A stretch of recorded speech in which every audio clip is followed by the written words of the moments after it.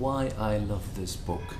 A very sad story here, a story of someone's unraveling on the background of the unraveling of his country. This story is called, a novel, The Sound of Things Falling. The author is Juan Gabriel Vasquez, one of the most brilliant youngish writers coming out of Latin America.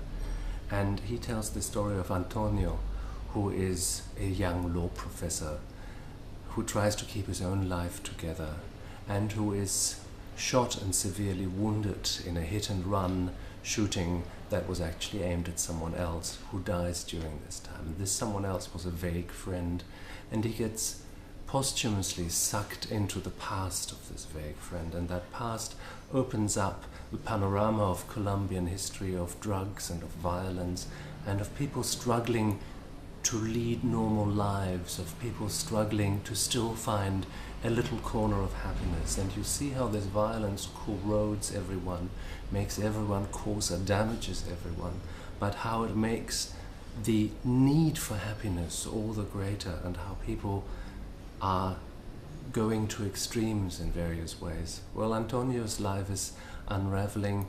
I won't give away which way it is going, but it's one of the great novels you could read at the moment.